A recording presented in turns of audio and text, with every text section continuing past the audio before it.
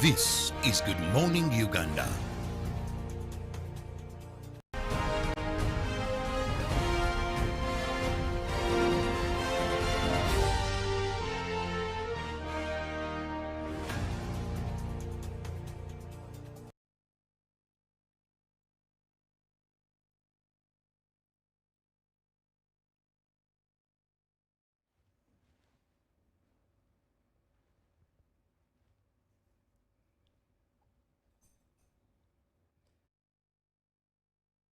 Which is 8 a.m. Thank you for keeping it with us here on UBC TV. It is fairly a cool morning.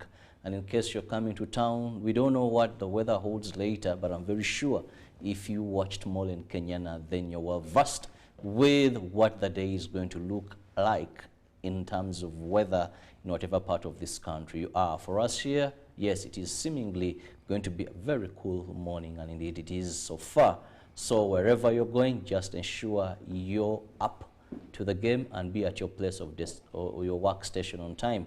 Remember, you can carry us wherever you are. You can watch us any time of the day, any time of the night. In case you missed the show, just go to our YouTube channel. Then you'll be able to follow the program right from 6:30 till the end. I'm Robert Chirabo Nyonyitono, and this is Good Morning Uganda Agenda. And today we are going to be discussing a very important issue, something that has become the talk of this country. And what are we referring to? These are trade unions. At one time we had the nurses under their union. We had the doctors under their union, allied workers under their union, science teachers under their union, teachers under their union. So we want to understand, when we talk about these unions, what are their benefits to the employees, employers, and the government? Though government doubles it's two sides, because it employs, then at one time it is so. We want to really understand, what are trade unions? What is their purpose?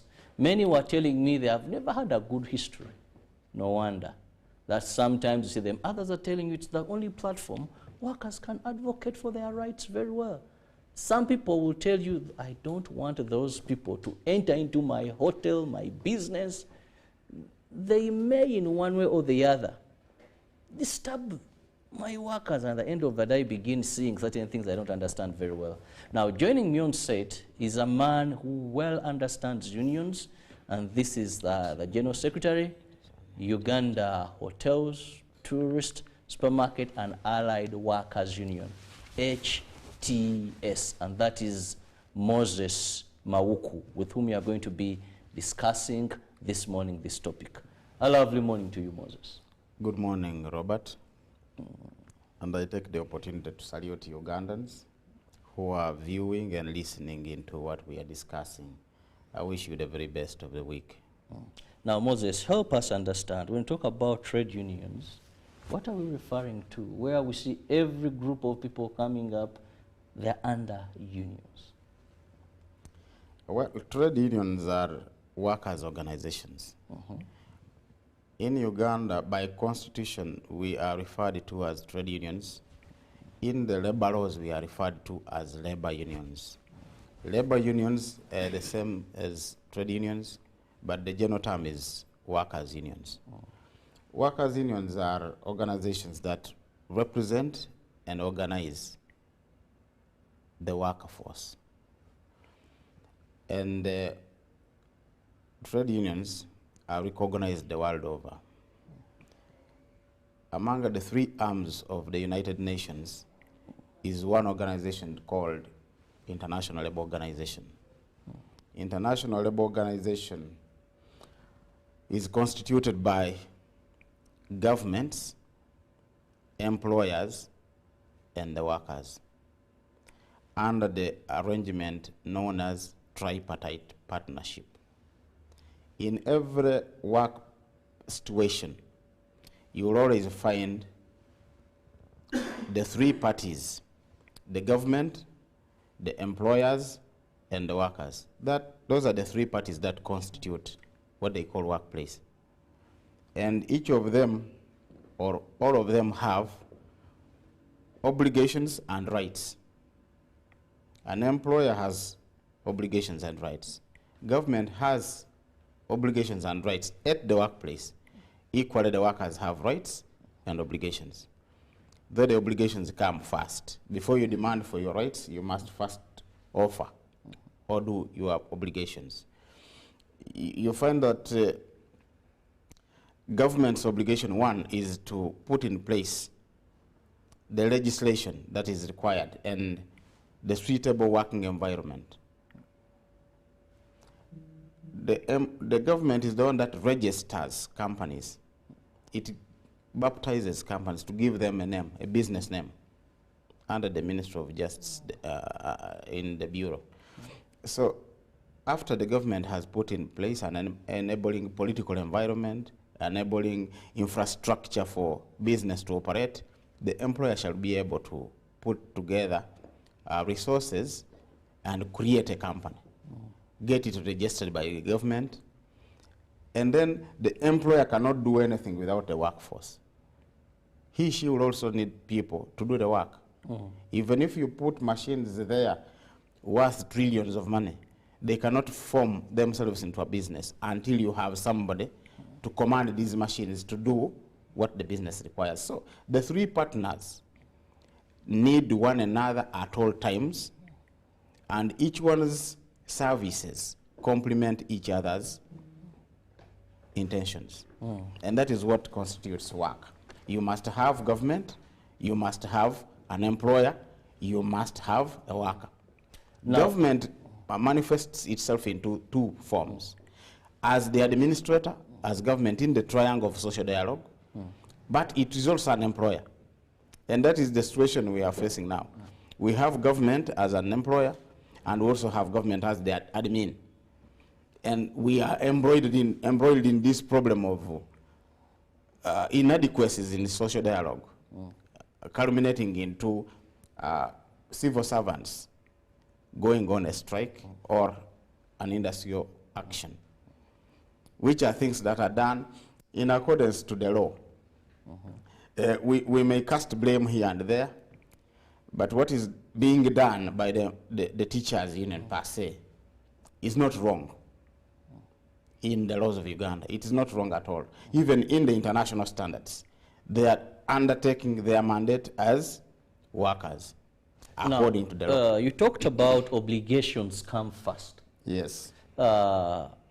Most of the times when these are happening, they abscond from what they're supposed to do. The obligation, if for example, a doctor is supposed to administer treatment, yes, and they choose industrial action, not stepping in hospitals, a teacher is supposed to teach, and they choose industrial action, not teaching anywhere. So where does the obligation then here meet?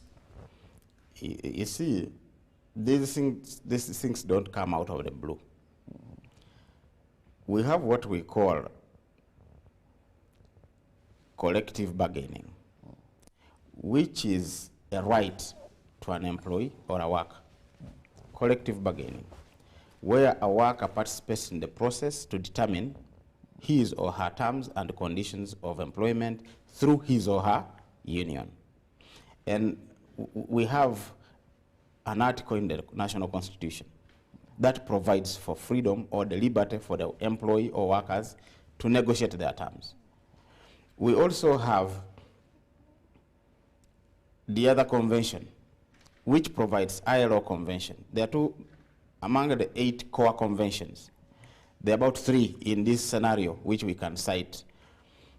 We have a convention on freedom of association, which provides for the liberty of workers in the whole world to freely associate and have the liberty to form themselves into a trade union for purposes of advancing, advocating, promoting, protecting, and defending their social and economic interests in the workplace. And that convention was adopted by Uganda as a member state to the United Nations. The other convention that is core and principle is the Convention 89 on freedom for collective bargaining.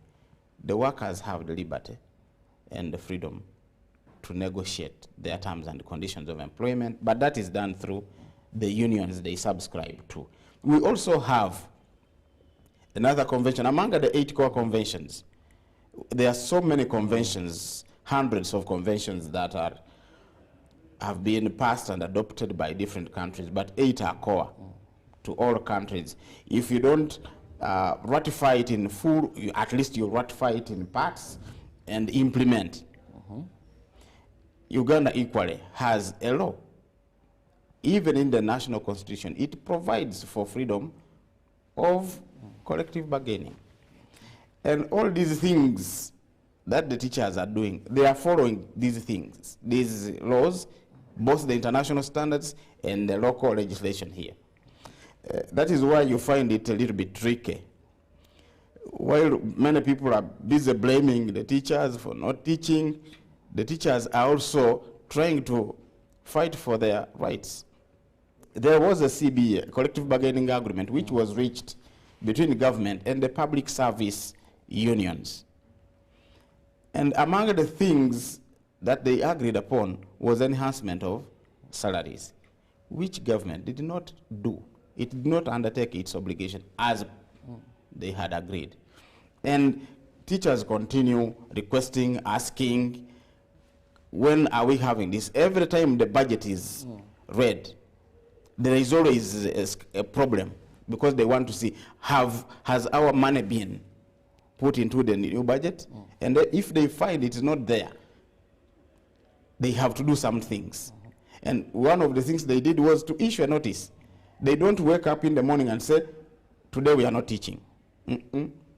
They do it on a notice to government, that if you don't fulfill what we have been discussing and what we have agreed upon, then we shall stop teaching within this number of days according to what the laws provide. And that is exactly what happened. Mauku, many people, when we talk about trade unions, I've met a number of proprietors of hotels. Yes, please. Schools. They will tell you trade unions create havoc in institutions. They make administration very expensive. They make administration very complicated. The workers now almost want to be the owner of these businesses. They keep holding you on ransom. Their demands are so high. What are their benefits other than the workers themselves? That also those employing these people stand with trade unions. Even when you read the history of trade unions, it seems you're more of a group of people agitating, advocating, but also a threat to those that are employing you, members of trade unions. I must assure Ugandans that that is a very serious misconception. If we were such a group, United Nations would have not instituted an arm to look into what happens to an employee and the employer and the government. Because like I told you in the beginning, every workplace, every government can only operate when you are operating under the tripartite partnership. If you pretended to avoid that system, then you'll be seen as an outcast. Because it is also not right that if one has money, a capitalist has money, and has put together resources into a company, you have the liberty to treat workers like dogs. Like one time we had an employer here under Goa. That man was called Kananathan. I don't know whether he's still around. And they brought so many girls, and these girls were being subjected to a lot of torture, that even to go to a toilet, you needed to seek written permission. You have a cheat to allow you to go to a toilet. And he did not want anybody to reach those girls. They were like slaves, but in Uganda here. And we have such employers, so many, who are doing a lot of mischief on the employees. You employ a younger girl, and then you do a lot of sexual harassment on the girls that you have employed. just because you had money to put together a factory. And such people are not even the real employers, but just people who have been brought by this employer as managers, like in many of these Asian companies, which do not recognize unions. They are doing these things every time, every day. Molesting women, doing a lot of things, gender-based violence against these people. And you think that is the right thing? That is the very reason the United Nations agreed that let there be an organization to monitor the conditions of workers in the workplace. And these systems are set that the three people must work together to agree on how to administer business or organizations and governments in as far as workers are concerned. So it is not just that trade unions or labor unions are there to do things that are detrimental to the, we actually, in the real sense, bring sanity. And there are so many attributes which I can adduce that are attached to an employer who recognizes and works with the union. First and foremost, internationally, it is a requirement of every government that is a member state to United Nations and therefore ILO to allow trade unions to prevail in their countries. It is you will be non-compliant if you didn't have them. And that is why it starts right from the national constitution has provisions that state clearly the liberties and the rights and obligations of the workers within the constitution. That is Article 29 and 40. Those two articles in the constitution give birth to about 9 different labor laws that provide for how workers and the employers shall relate with government. And most of these things that we do, it is only those employers who do not want to do the right things, who call unions bad. Any upright thinking employer who recognizes the plight of his workers, who realizes that it is only these workers that make him be what he is, that person will never say that unions are very bad. So what would be, to begin with, to the employer, what would be the benefits of him allowing trade unions in their business? First and foremost, it is compliance, because it is a matter of law for every employer to recognize unions for purposes of collective bargaining. When you read Section 24(1) subsection D of the Labor Unions Act, it compels every employer to recognize the labor union for purposes of collective bargaining for the employees. So it is as express as that. And there are very many other provisions, and all the labor laws we talk about provide for how the unions shall operate within a given organization. 2, besides compliance, you see, we have the employer, the topmost, but this employer has representatives. And we are talking about labor unions, trade unions. Employers equally have a union or have unions. Have you not heard of Federation of Uganda Employers? It is the umbrella organization that brings together unions or all employers in Uganda. So they equally have unions. And you will see that when you get into most of these offices or companies, you will find the plaque for FUE. When they are going to seek membership with Federation of Uganda Employers, they don't consult workers. But they are always members of Federation of Uganda Employers. They have their sector unions. Uganda Manufacturers Association is a union for employers. Uganda Hotel Owners Association, Temau for textiles. All sectors have unions for employers. So should we also begin a debate where we say that employers' unions are the ones who are disturbing or organizing or mistreating workers? It's not the case. Unions are created for purposes of creating a common voice on issues of common interest. Equally, these trade unions, when you allow these processes that are legalistic, allow recognition, begin to involve workers in the processes of decision making within your organization, it is in your interest. Many workers feel, even sometimes wrongly, feel that the employer is not treating him right just because he's not participating in the decision-making process to understand why she is paid 1 million and not 2 or not 500.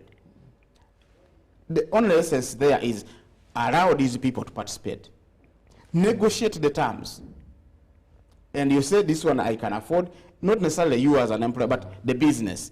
Because when negotiating either salaries or the terms and conditions of employment, we use the figures of the very company to determine. If, for example, Uganda is saying it cannot manage to pay all teachers the same, why don't you allow these people into a negotiation and give these explanations? But at one point in time, you are saying it is okay, we shall do this. Then after some time, when the real time comes for implementation of what you have agreed, you say we are not able. And the budget has been appropriated knowing that you have a promise that you have made or a commitment that you made in writing with some group of Ugandan workers. So the only thing is implementing. When you involve these workers in the decision-making process, you destroy this myth of workers thinking that what you are doing is wrong. So even when I've always used this example. If you are an employer, you Robert, and you give me a salary increment at the beginning of the year of 50,000 shillings, I will imagine that you are still cheating me. Because I don't know why you have chosen 50. For me as an employee, take an example of an organization that buys and sells or manufactures and sells. The person who collects cash for that organization is merely a cashier. A very small person in the hierarchy of any organization is a cashier. Is the one who knows that today one cashier, we are 4, I have collected 200 million, 1 day. So he gets a pencil and calculates. If I have collected 200, cashier B, C, and D also 200. So in a day we can collect 800,000. Now at the end of the month, you are paying this cashier 200,000. But he collects 200 in 1 day, and there are 4 of them. How will you convince this person? How will you ever that the 200 is ideal if you have not told him or her the obligations you have and what exactly the 800 daily do for me to be worth 200 or 500? So by merely going through the process of collective bargaining as provided for the law, you make this person appreciate that, oh, this man had a loan. This man bought machinery for 1 trillion. This man has umeme, a bill of 200 million each month. This man has this obligation, so that he begins to believe what you say. But if you leave me collecting money for you, lots of money, and paying me whichever much, I will never believe that what you are doing to me is right. So that is why we always want to encourage collective bargaining, so that people understand why they are paid what they are paid, why they are treated, how they are treated. Is it a norm that for me, I should work for, in the private sector, we work 6 days. And the public service, they are supposed to work 5 days. That is why we have even a difference in retirement age. In the private sector, we retire at 55 because we work more days in a week. And public service, you people retire after 60 because you work a few days. You get. So these things, many people don't even understand. And there are many employees in Uganda who actually don't take offs. In a month, he only rests when he's sick. But that is not right of anybody. The law is clear that you'll work either 5 or 6 days in a week. Now, and rest the Moses, other 1 day. there's so much that the law requires when you read annual leave and all that. But when we try to understand these unions, there's a term there, voluntarily. Membership Yes. is voluntarily. Yes. Now, even employers to have these, isn't that voluntarily? No. Just to clarify on that. No. Because the Voluntarism arises from that convention that I mentioned, the Convention on Freedom of Association. It is to the workers. to decide. Yes. But it's not the employer to decide whether to have a union or no. For the employer... What has been Uganda's case? Because I know where someone says we don't want them and they are never there. Those are people who have certain powers beyond other people. Otherwise, the law Someone requires says in you- my hotel, I'll use a sector where Yes, in please. my hotel, we don't have labor unions. We don't like them. I detest them. And they are not there. that person will be abrogating the laws of Uganda. Such people are only bad employers who want to use the workers at very minimum pay and with very bad standards. Any employer who rejects unions is just not a good employer. Because if Uganda, as a government, in its constitution provided for the unions, it is not because Uganda as a government likes or loves unions. It is an obligation of ILO that every member state of the UN and ILO must work with trade unions because they know employers have more powers. And there is even nothing called employers' law. We have labor laws. Because this is also something to explain that the employers already, by having the money, that is security enough to themselves to control. So the labor laws are made and crafted internationally to safeguard the weak employee, laborer. That is why we don't have employers' laws. We have labor because the employer has enough security by virtue of having enough money to put together a company. So he speaks for it. He's the signatory to his accounts. You get? The only person who is above an employer is government, because the government gives birth to an employer by giving you a registration certificate to operate. They will make a road to your work factory. It is not your obligation to make your own road. They make sure that there is peace for you to operate, and for that purpose, they sell their services to you by force. You must use umeme and pay, water and pay. You go and dig a well without authorization from national water. You can't do it as a company. You must pay a lot of money to national water to give you a certificate to even dig a well, so that you avoid their bills.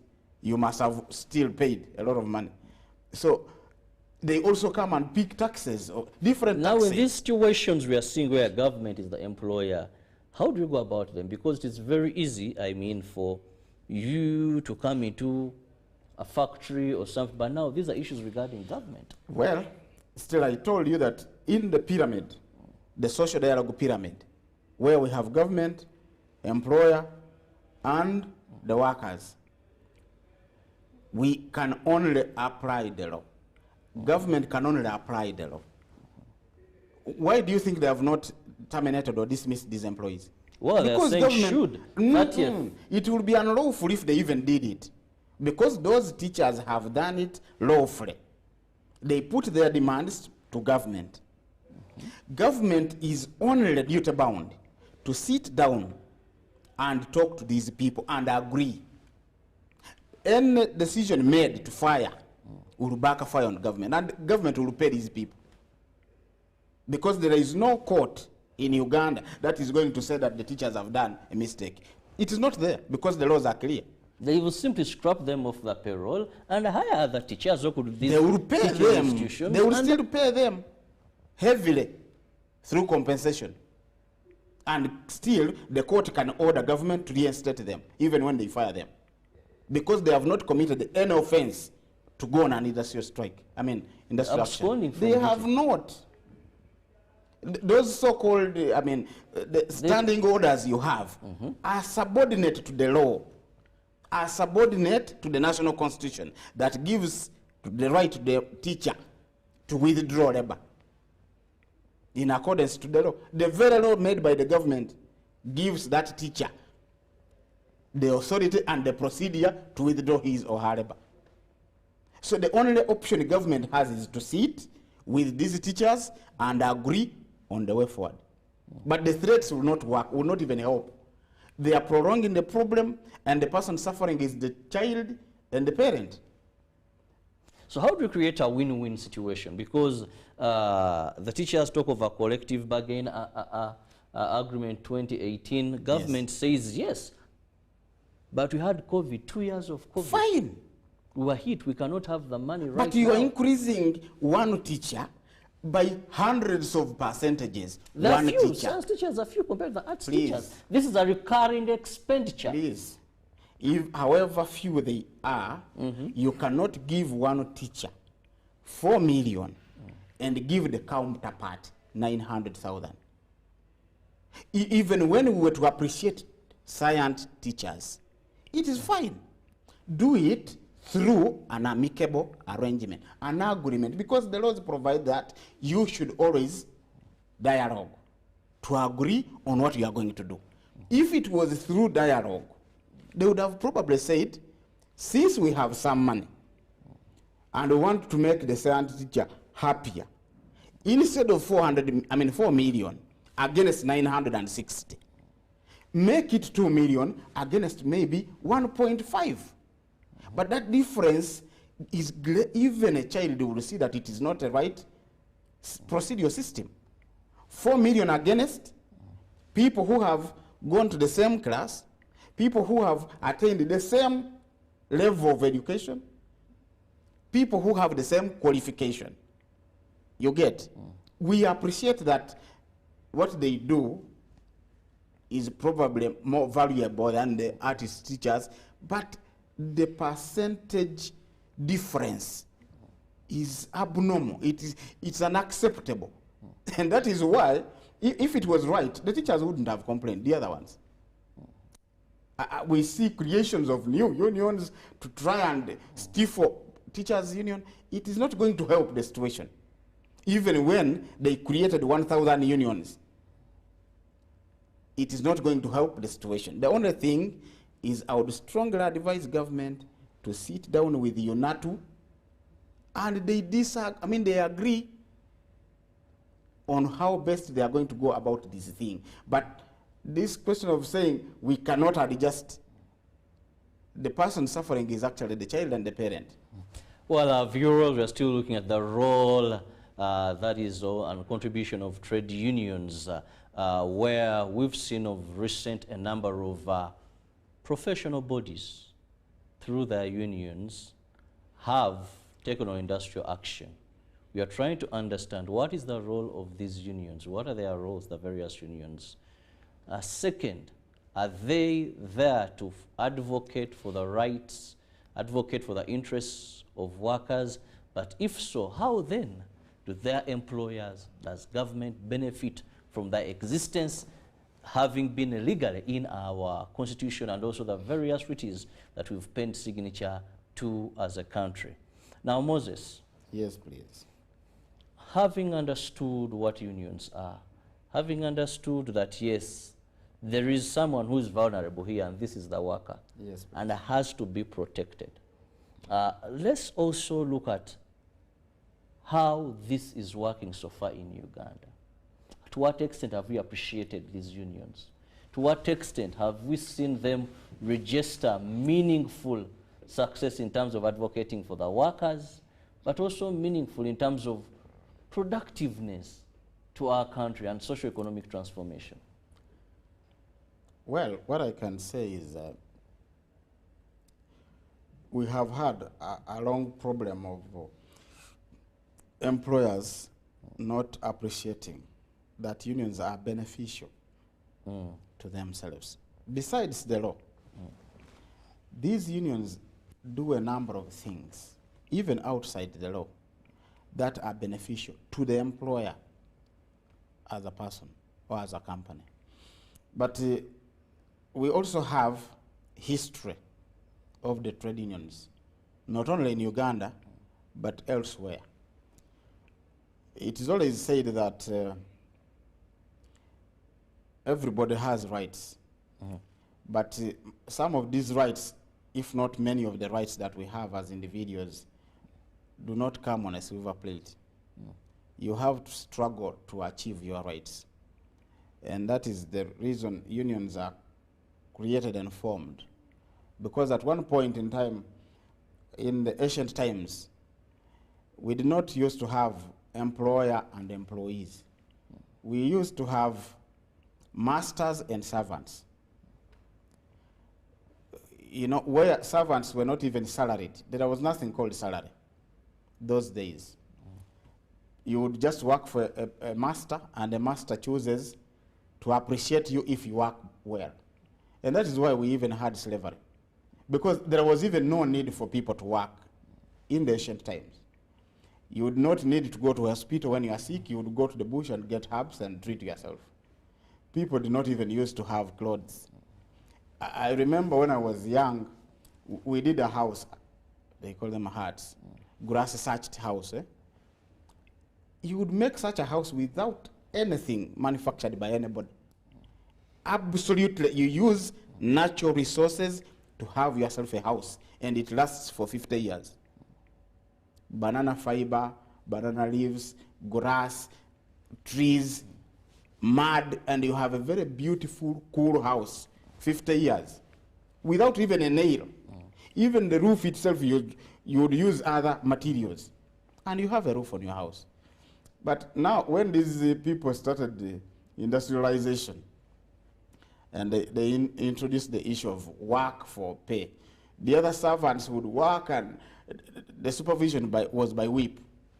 That notion of bossism, masterism, has always continued in everybody who gets money. You know, there is also another saying that if you want to judge that somebody has money, monitor his level of pride and arrogance.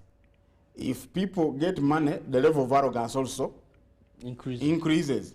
So when you see somebody very arrogant, you know that that man has some money on himself. So that is what happens. Even when these people get money and do factories or companies, many of them have that high level of arrogance, where they just want to command everything. They don't want to listen to your problem. Even when you are sick, you must just work. You get. So these things can only be controlled.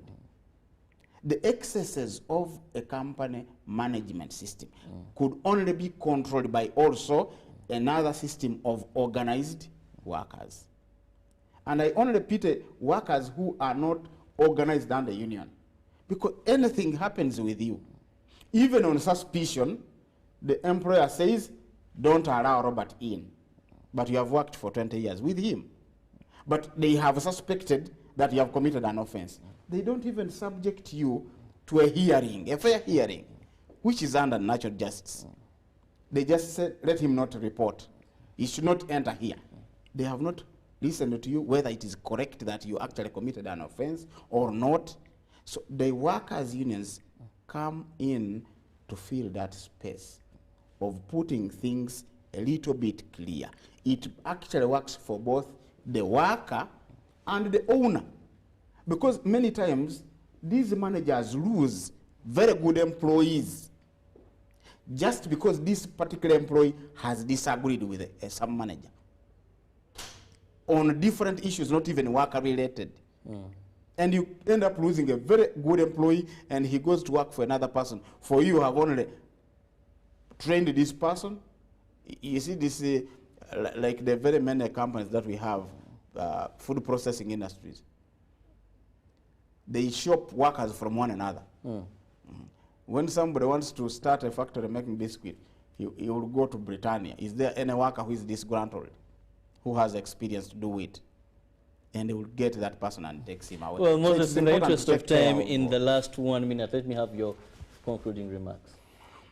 In my conclusion, I want to state two things. One is that I want to encourage Ugandan workers to get organized under unions so that their unions can represent their interests. Two, I want to honestly urge government to sit down with UNATU and discuss the way forward, other than taking these strong positions that I cannot do, I will not do this. The only way in the law is for government to sit down with UNATU and agree on the best way forward and reduce on that discriminatory increment of salary, which is sincerely unacceptable. 4 million against 900 is not acceptable, even if it were me. And I don't want to promise, but if they continue like that, it will culminate, because many unions are going to join into this struggle. Many unions, even private sector unions, are beginning discussions. How do we join our colleagues? Because we say an injury to one is an injury to all. So we shall not just look on when the teachers are being treated the way they are treated. Well, I like your anthem. It says solidarity forever, solidarity together, and all that. But I want to thank you so much, Moses Mauku, and of course our viewers for that insight into what labor unions are, or trade unions, and what is their role. Well, thank you so much for having been with us. Up next is Ruben. He'll be here with the world of sports. Just want to remind you, COVID is still around. So please go and get vaccinated. The world is now moving into vaccination so that people's immunity are high even when they get COVID-19. It won't affect them. It won't lead them to severe illness, hospitalization, and the worst being death. It is your life. Prevention has always been better than cure. But also don't forget the standard operating procedures to reduce transmission from one person to the other, and also spreading the virus. Have a lovely day. God bless you.